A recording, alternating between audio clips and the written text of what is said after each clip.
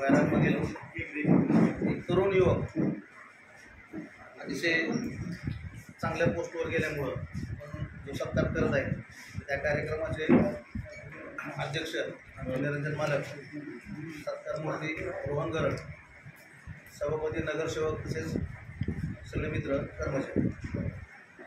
आज वैरागमध्ये अतिशय उल्लेखनीय शैक्षणिक क्षेत्रामध्ये कामगिरी केलेली रोहन आहे आणि या निमित्तानं मी एवढं सांगतो, रोहन, तू अभ्यास करून त्या पदावर गेला, इथपर्यंत तुझं क्षेत्र मर्यादित न ठेवता या वैरागमधील तुझ्यासारख्या काही तरुणांना मार्गदर्शन करून त्या पदापर्यंत कसं पोहोचता येईल त्यासाठी तू प्रयत्न करावे. आणि तू जर तसे काही प्रयत्न करत असशील तर त्याला मालक, आम्ही सगळेजण मिळून तुला आम्ही सपोर्ट करू.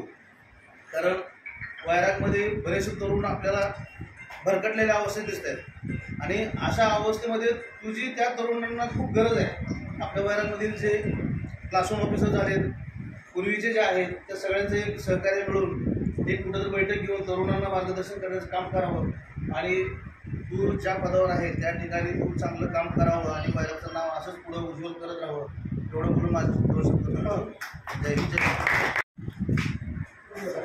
सर्वांना नमस्कार.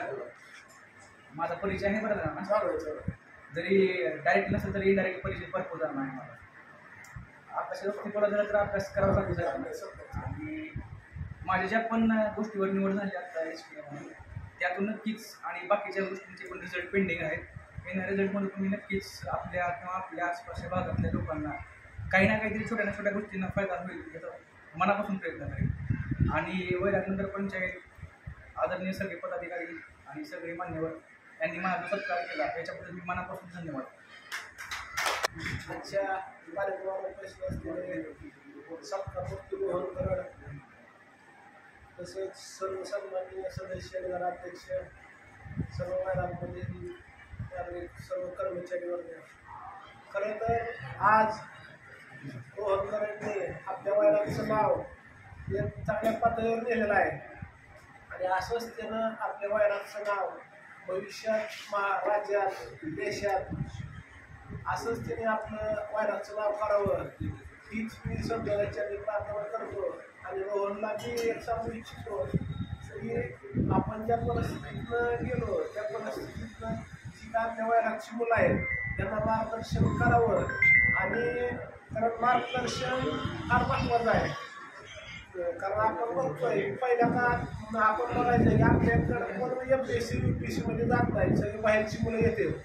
पण आता आपल्यासुद्धा राज्यातली, आपल्यासुद्धा गावातली मुलं MPSC UPSC मध्ये यायला लागलेली आहेत.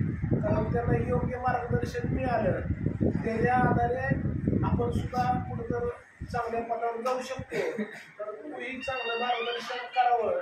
दुसरी गोष्ट, आपल्या आईवडील, आपले चुलते, आपले आजी आजोबा यांनी त्या काळात किती कष्ट केलं आहे हे सुद्धा विसरता कामा नये.